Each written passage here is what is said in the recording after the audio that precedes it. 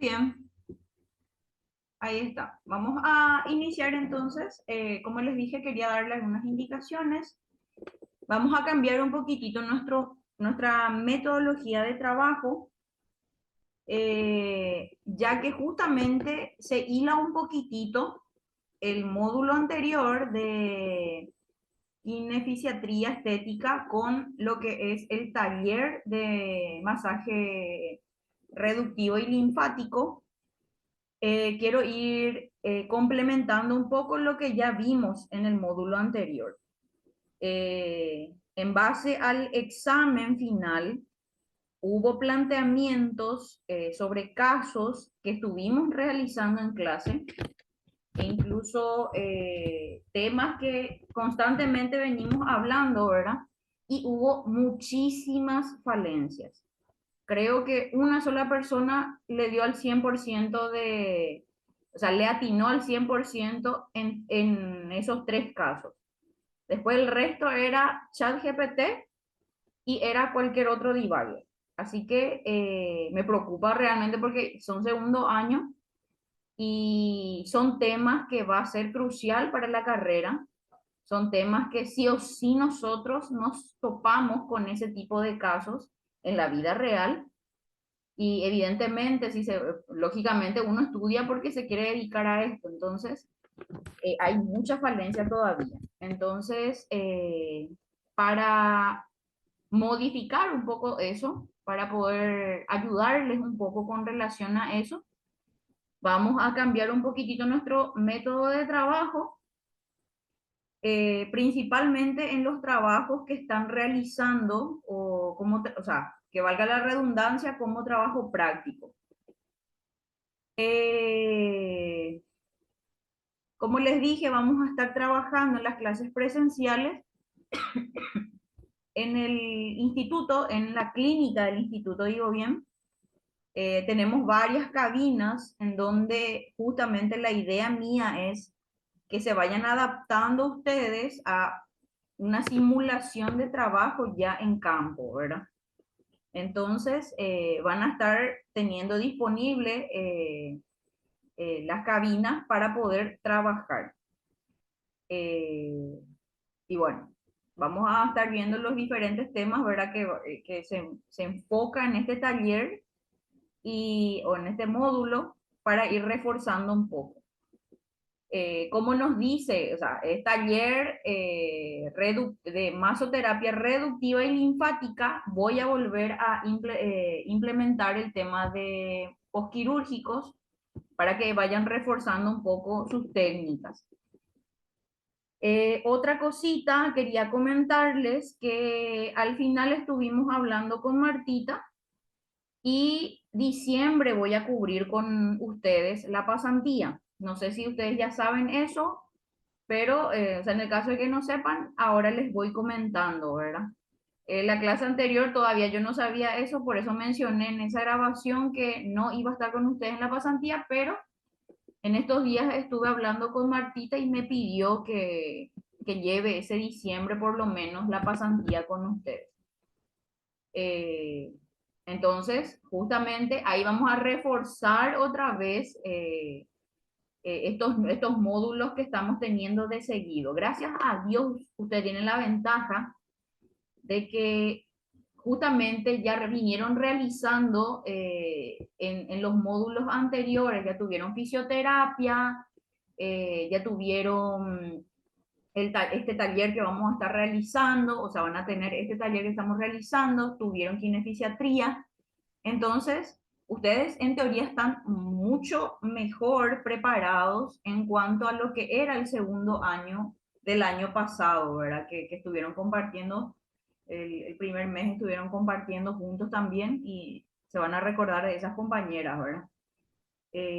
Así que se hiló bastante bien esta vuelta a los módulos y nos ayuda muchísimo para el que quiera aprender, evidentemente, para que pueda hacerlo. Bueno, ¿tienen alguna preguntita con relación a esto?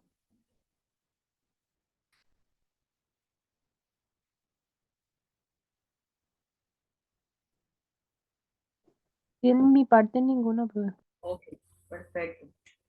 Bueno, Entonces, vamos a darle inicio a la clase el día de hoy. Así como también mencioné en la clase anterior, vamos a estar viendo nosotros pequeños resúmenes, porque en teoría ustedes ya tienen que manejar la parte anatómica y fisiológica del área que estamos trabajando, ¿verdad?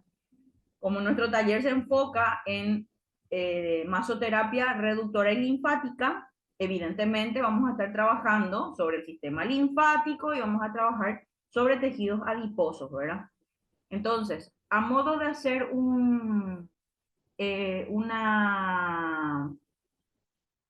un recordatorio fugaz en base a lo ya aprendido, les preparé el Word anterior y ahora les preparé este Power para que puedan guiarse un poquitito, ¿verdad? Bueno, hoy vamos a hablar entonces, vamos a hacer un recordatorio de lo que es la anatomía y el masaje reductivo. Si hablamos de anatomía, evidentemente vamos a hablar sobre el sistema adiposo, que es la zona que nosotros vamos a trabajar con estos masajes. Si dice masaje reductivo, evidentemente es un masaje reductor. El sistema adiposo es básicamente el conjunto de tejido adiposo distribuido por todo el cuerpo, cuya función principal es almacenar energía, proteger órganos y ayudar en la regulación térmica. O sea que el satanizarle al tejido adiposo no está bien. Acá, por ejemplo, yo les voy a ir explicando la diferencia entre tener tejido adiposo y tener un exceso de tejido adiposo. El exceso en cualquier ámbito, el exceso es lo que está mal. Siempre el exceso es lo dañino, ¿verdad? En este caso, como les digo, el sistema adiposo tiene sus funciones, ¿verdad? Entre ellas, como menciona, almacenar energía, protege los órganos y ayuda a la regulación térmica. ¿Qué pasa, por ejemplo, si no hay una suficiente cantidad de tejido adiposo? Los famosos fitness, por ejemplo. Vamos a poner de ejemplo a las mujeres fitness. Usualmente las chicas, cuando están en un periodo de, qué sé yo, de competición y demás, o se están preparando para una competencia, entonces necesitan tener la menor cantidad de masa magra o tejido adiposo en el cuerpo. Entonces ahí empiezan los desajustes, ¿verdad? Empiezan a, independientemente de lo que se apliquen, usualmente, o en épocas anteriores, ahora ya no sé, pero antes se aplicaban testosterona, que es una hormona que produce el cuerpo de los hombres, que evidentemente es lo que define el cuerpo masculino. Nosotras, las mujeres, producimos una hormona que se llama progesterona, a diferencia de la testosterona. En este caso, las chicas, al aplicarse, por ejemplo, este tipo de hormonas o al suplementarse con hormonas masculinas, lógicamente lo que buscan es un descenso de masa magra y un aumento de hipertrofia muscular, o sea, aumentar masa muscular. Usualmente lo que pasa en nosotras las mujeres es que realmente el tejido adiposo, así como menciona acá, está distribuido por todo el cuerpo. Y es lo que a nosotras nos diferencia del hombre, del cuerpo del hombre, por la distribución justamente de este tejido. Nuestro seno está formado por tejido adiposo. Los glúteos, por más que sea mayor prominente, sea mayor la prominencia de masa muscular, también tienes en ciertas zonas tejido adiposo, que es lo que le da esa forma a la zona glútea, ¿verdad? A las caderas, por ejemplo. Entonces, a los muslos también. Así que no es que solo somos tejido muscular, sino que también ese tejido adiposo lo que hace es que, hablando mal y pronto, nos dé la figura, nos dé la forma, ¿verdad? Entonces, cuando llegado a un cierto periodo de disminución de masa magra, estas chicas ya empiezan a tener un desbalance hormonal en donde incluso por la disminución excesiva de este tejido adiposo, empiezan a alterarse las hormonas, como mencioné, e incluso puede aparecer la amenorrea, que es la falta de menstruación. Mismo pasa con las personas, en este caso, o sea, las mujeres en este caso, que tienen anorexia, por ejemplo, al no tener una suficiente cantidad, un suficiente porcentaje de tejido adiposo o tejido magro en el cuerpo, entonces también ya les dificulta el menstruar, ¿verdad? Que es algo fisiológico, que es algo que sí o sí tiene que pasar, ¿verdad? Eh, y otras alteraciones, justamente como acá menciona, que es la regulación térmica. Por eso es que también siempre decimos que los gorditos tienen menos frío que la gente que es delgada y tiene mucha relevancia también. Solo que una persona delgada, de complexión delgada, no implica que no tenga una suficiente cantidad de masa magra que haga que regule su temperatura. Es lo mismo que decir que, qué sé yo, que por ser gordo nomás puede tener de todo tipo de patología de base. Y no es así. La gente flaca también puede tener, qué sé yo, diabetes, puede tener hipertensión, puede tener algún tipo de cardiopatía. Entonces, no hay tanta relevancia en cuanto a eso. Las que tienen luego esa complexión. Las favoritas de Dios, ¿verdad? Pero como terapeutas y masajistas lo vemos mucho más desde cómo se organiza bajo la piel y cómo responde a estímulos manuales. Está hablando sobre el tejido adiposo, evidentemente. Esto a modo de una introducción. Ahora bien, el tejido adiposo es un tejido conectivo laxo compuesto principalmente por adipocitos. Esas son las células que componen a este tejido.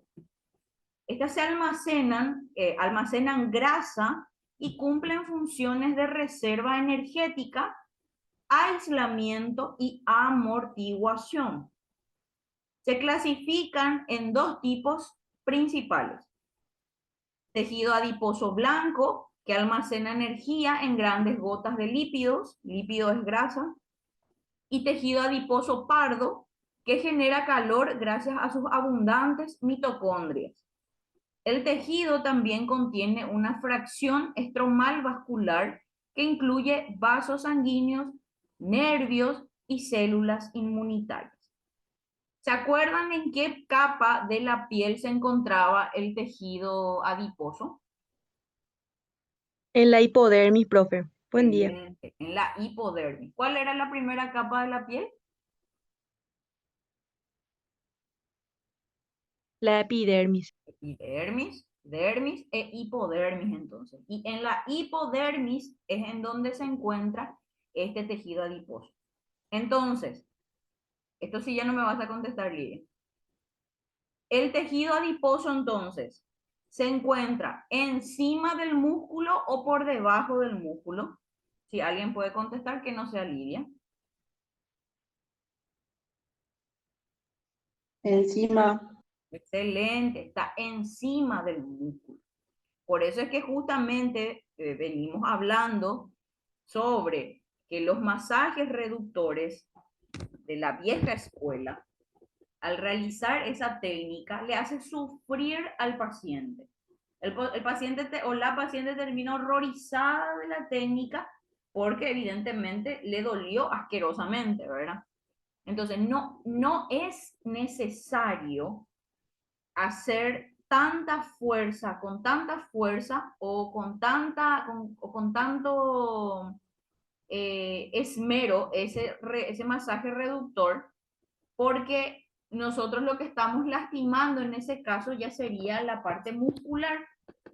Entonces, justamente la anatomía nos dice que justamente el tejido adiposo está por encima del tejido muscular, o sea que no hace falta que yo la moretone luego, Dios mío, como una mancha de nacimiento a mi paciente, porque no, eso no implica que estemos removiendo tejido. Entonces, lógicamente, uno que otro moretoncito chiquitito puede que aparezca. O si es una persona que tiene la piel muy sensible, el tejido muy vascularizado, o tiene hipersensibilidad, sí, va a aparecer uno que otro moretoncito, pero tampoco tiene que ser tan exagerado, ¿verdad? Como antes hacíamos. Entonces, por eso siempre hay que ir capacitándose y ir viendo las actualizaciones que hay en nuestro campo. Localización y distribución. ¿Dónde lo que se encuentra el tejido adiposo quiere decir esto? En el tejido subcutáneo. Cuando dice tejido subcutáneo, se está refiriendo a que está debajo de la piel, actuando como un aislante térmico, como un amortiguador y reserva energética en el panículo adiposo, que es una partecita que tiene otra vez la hipodermis. En las vísceras, alrededor de órganos internos en la cavidad torácica y abdominal, que justamente también actúan como un amortiguador de esa víscera. Las vísceras son los órganos, por ejemplo, el hígado, el páncreas y demás. Articular, o sea, en las articulaciones, como la almohadilla adiposa infrapatelar de la rodilla. La famosa tapa de la rodilla. Por detrás de esa tapita de la rodilla tenemos también una almohadilla adiposa, menciono, que sirve para amortiguar y reducir la fricción. Distribución, la cantidad y la distribución del tejido adiposo varía entre individuos, lógicamente, y la ubicación de la acumulación de grasa blanca puede diferir entre sexos. Por ejemplo, los hombres tienden a acumularla más en el abdomen y las mujeres en las caderas. Eso también va a ir dependiendo mucho de la complexión de cada persona. Hay personas, por ejemplo, que al subir de peso empieza a engordar más en los brazos y en los muslos. Hay otras personas, en este caso las mujeres, hay otras, por ejemplo, en el caso de los hombres, que ellos acumulan más tejido adiposo en la zona abdominal. Hay otras mujeres, por ejemplo, que acumulan mayor cantidad de tejido adiposo en la zona de las caderas y los glúteos. Otras que acumulan mayor cantidad de tejido adiposo en los senos y en el abdomen. O sea, siempre es más variado, ¿verdad? Pero va a ir dependiendo siempre de la complexión de cada persona. Eso también vamos a ir viendo más adelante, los tipos de complexión que hay, para que ustedes vayan a ir diferenciando el tipo de cuerpo, el curvilíneo, qué sé yo, en forma de reloj de arena, el triángulo invertido y demás. Esos son tipos de cuerpos que son llamados de ese modo para ir diferenciando el tipo de cuerpo que se va a ir trabajando. Esto, por ejemplo, en el caso de los cirujanos, tienen que manejar, evidentemente manejan súper bien, y nosotras como esteticistas, o nosotros como esteticistas, nos damos cuenta también de que una mujer con el tipo de cuerpo del triángulo invertido, no le queda bien una liposucción con una lipotransferencia, no le queda bien. Ese tipo de cuerpo, para que tengan una idea, es los hombros anchos, senos grandes, y en la zona del abdomen empieza a afinarse más. Y de repente, hablando mal y pronto, no tienen nalga y sus muslos son chiquititos. O sea, tiene la pierna más delgada y esta parte del torso es en donde es más grande, ¿verdad?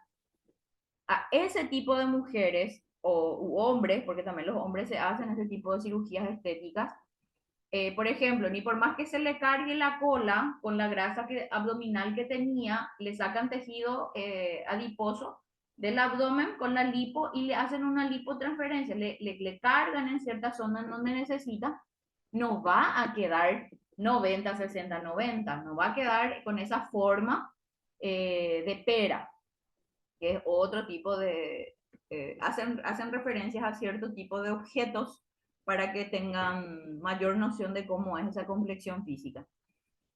Tiene su nombre técnico, pero para que se hagan una idea les voy diciendo con esos nombres. Entonces, ahí por ejemplo nosotras o nosotros nos vamos a ir dando cuenta de que a esta no le va a quedar bien, y su cirugía no le va a quedar bien, ¿verdad? Y siempre notamos que las pacientes, de repente si se están haciendo, por ejemplo, un preoperatorio con ustedes, o ya se estaban haciendo un tratamiento reductor con ustedes, y se le metió en la cabeza la cuestión esta de operarse y demás, pretendiendo, qué sé yo, que se queden luego como, no sé, alguna modelito por ahí, ¿verdad? Bien curvilínea, con los pechos grandes, la cinturita, los muslos grandes y la cola grande. A veces expectativa y realidad, dependiendo siempre de la complexión física que tenga esa paciente.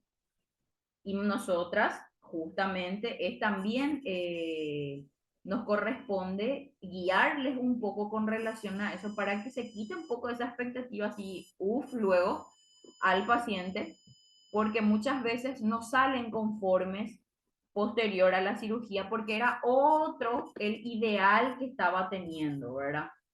Y una mujer, en este caso, con ese tipo de complexión del triángulo invertido, no va a llegar a tener ni con cirugía la complexión física de una mujer en forma de pera o de reloj de arena, ¿verdad?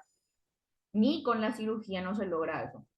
Por eso que solemos ver tantos casos, ¿verdad? En donde tiene los pechos grandes, tiene la cola enorme y los muslos son chiquititos, ¿verdad? Chiquititos su piernita, ¿verdad? No es porque se haya operado mal, no es porque el cirujano haya hecho mal su trabajo, sino que esa es la complexión física de esa persona. Y otra cosa no iba a quedar, de otro modo no iba a quedar, ¿verdad? Que suele ocurrir mucho. E incluso hay ocasiones en las que ahí te das cuenta que, esta se tuneó, ¿verdad? No sé si en algún momento les pasó o las que ya están trabajando en esto, si ya llegaron a tener pacientes así. Si pueden darnos su opinión.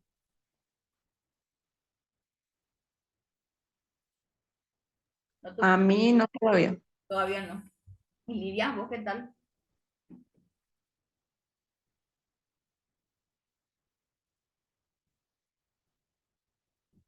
Se quedó dormida Lidia. Discúlpame, profe, ¿me puedes repetir la pregunta? Que si llegaste a tener pacientes postquirúrgicas que, por ejemplo, que no hayan quedado bien, o sea, que hayan tenido un cierto tipo de cuerpo, pretendiendo que iban a quedar así 90 60 90 pero que su figura, su complexión no daba para eso. Y quedaron Así, muy evidenciadas de que se operaron y no les salió lindo otra vez la cuestión. así mismo, profe, tuve, o sea, varios casos, pero una en particular que ella me decía, yo quiero que acá en la parte de mi costilla se afine más. Mm, Y yo le dije, entiendo, señorita, vos estás inflamada, vamos a ver cómo quedas, porque viste que si yo no le hago su postoperatorio no voy a saber si es una inflamación o es su estructura luego, porque yo no la vi antes. claro. Y después de como 30 sesiones de su postoperatorio, me di cuenta que la estructura, su caja torácica luego era el tema. Entonces yo le dije mi corazón, entonces acá no sé si hace un cirujano el tema de partir la costilla, cortar la costilla, le dije yo, ¿verdad? Directamente le dije así, ¿verdad? Sí. Ah, entiendo, entonces es mi estructura, vos decís que con otra lipo yo no quedaría bien. Y ahí le expliqué que es su estructura de sus huesos luego ya es. Anatomía ya es así. Ya es Tenía que anatomía. ser como Talía. Esa onda lo que decía ella. Sí, y ella quería así ser la Shakira, pero Sí. su caja torácica lo era así, Y ahí muy, ustedes se muy dan baja. cuenta, y ahí ustedes se dan cuenta que muchas veces ni con la cirugía se logra esa magia que quieren las pacientes o que pretenden las pacientes. Hay algunas angánicos ni de milagro luego, ¿verdad? Ni por más actualizado que esté el cirujano, cuesta. Y peor aún en ciertos casos en donde justamente yo llegué a tener varias pacientes que, qué sé yo, suben 2, 3 kilos y, pero me voy a hacer luego la lipo.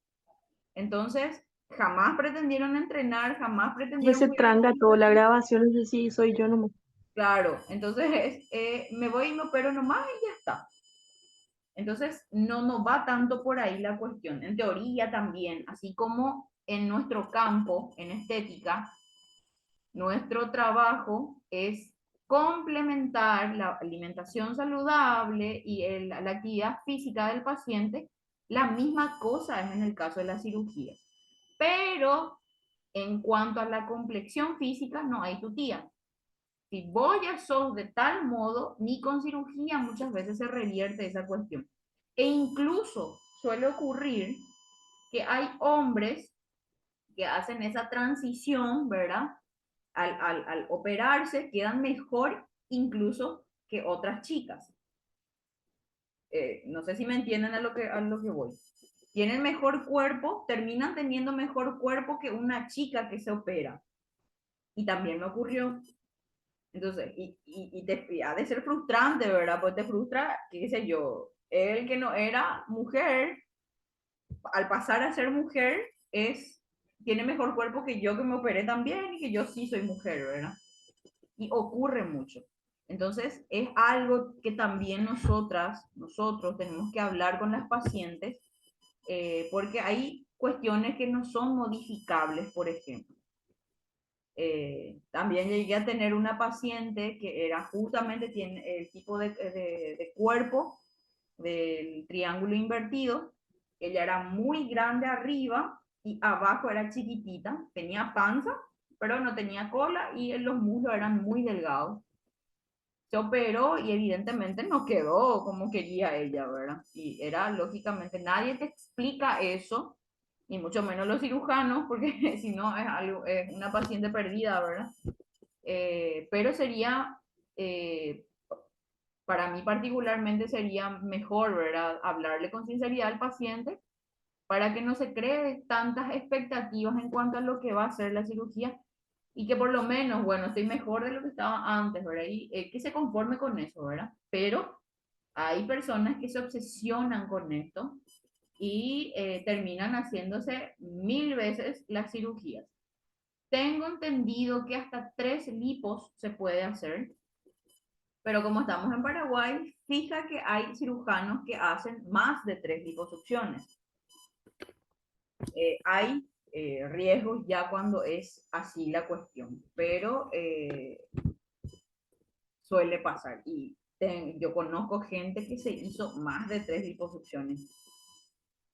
Bueno, aquí podemos observar en esta imagen el tejido sano y aquí podemos observar un tejido con celulitis. ¿Se acuerdan cómo se llamaba? ¿Cuál era el nombre técnico de la celulitis?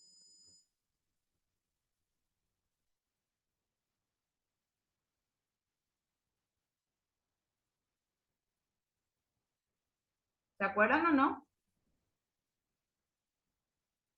Yo recuerdo, profe. Tengo una laguna mental. Paniculopatía,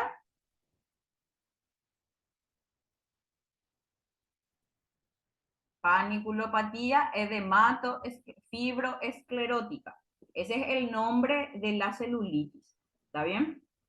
Porque si de repente ustedes buscan en internet celulitis, les va a aparecer esa lesión al nivel de la piel que se suele dar por una mala circulación, que usualmente es más común en pacientes diabéticos o cardiópatas, ¿verdad? Entonces, o sea, el término en estética es paniculopatía edematofibroesclerótica. Esa es la piel de naranja que nosotros tratamos en estética, ¿está bien? Creo que ese le salió en el examen, en uno de los exámenes también. Algunos le atinaron. Bueno, entonces, aquí podemos observar la epidermis sin tanto, o en este caso no tiene, estas nubosidades, ¿verdad? Esta formita.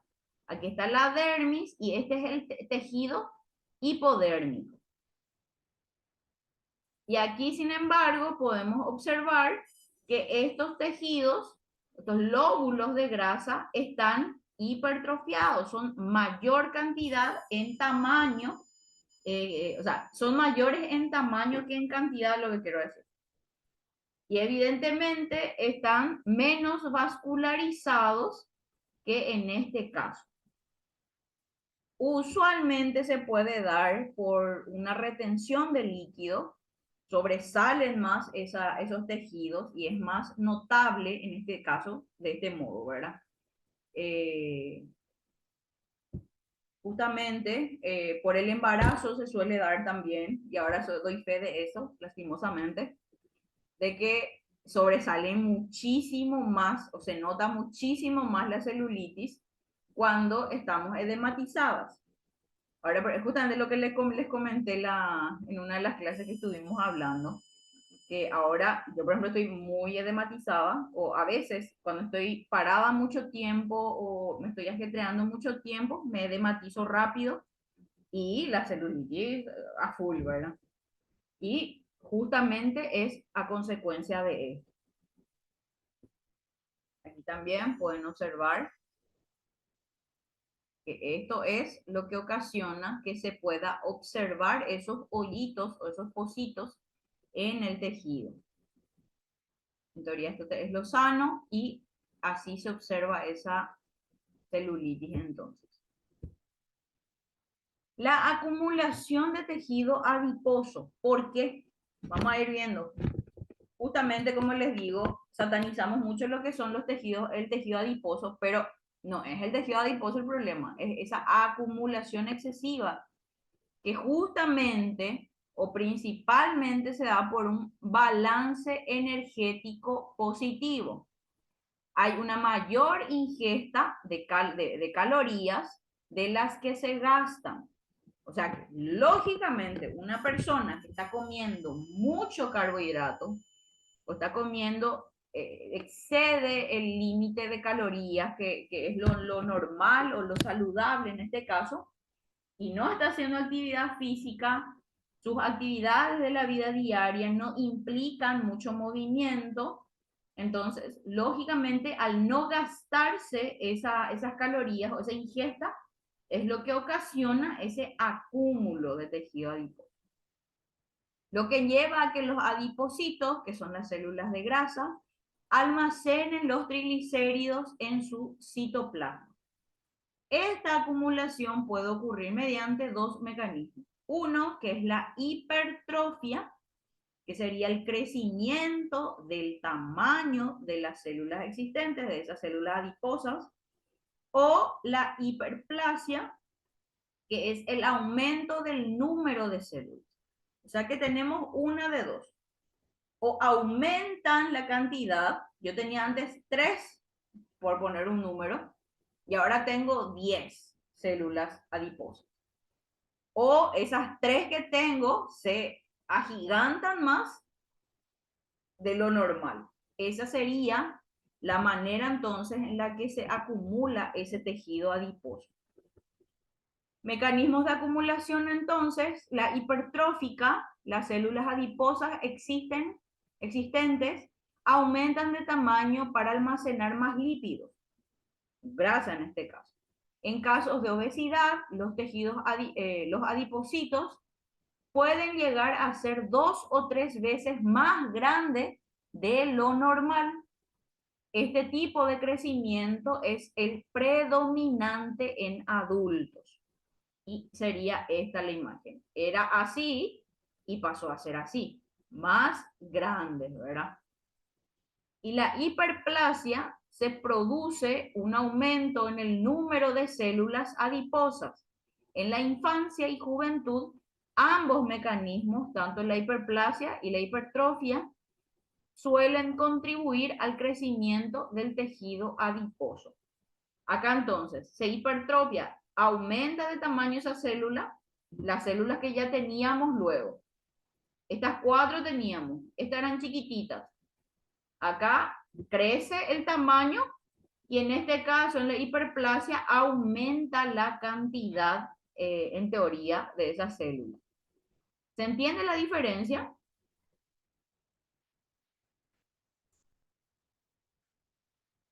Sí, profe. Ok. Entonces, la hipertrofia de esta acumulación de tejido adiposo es la más común en adultos y la hiperplasia es la más común en niños y jóvenes. Bueno, los factores que influyen en la acumulación, como mencionamos, balance energético, un exceso crónico de calorías más de la que se gastan, es el principal impulsor para que el cuerpo almacene grasa en forma de triglicéridos. Esto no quiere decir que, qué sé yo, que yo estuve entrenando, que estoy entrenando hace 6, 7 meses, que estaba viniendo cuidando mi alimentación, de lunes a lunes cuidaba mi alimentación, qué sé yo, proteína, mi lechuguita y mi batata. O proteína, lechuguita y, no sé, mi arrocito. Y justamente, qué sé yo, después de 3, 4 meses de estarme cuidando de ese modo, decido hoy sábado a la noche quiero comer un lomito y tomar Coca-Cola. No es porque yo haga eso que justamente va a incidir en que se acumule ya directamente tejido adiposo en mi cuerpo y que eso haga que yo ya suba luego 2, 3 kilos. No es así, no se maneja de ese modo. Siempre y cuando, lógicamente, yo a partir del domingo vuelva a ese régimen saludable, ¿verdad? Entonces no afecta. A eso es lo que va. Un exceso crónico de calorías, menciona. Que yo siempre esté comiendo mal, no esté haciendo ningún tipo de actividad física para quemar eso. Ahí está el desbalance entonces. Bueno, en menos de un minuto se va a cortar la clase y nos conectamos directamente para terminar tempranito. ¿Está bien?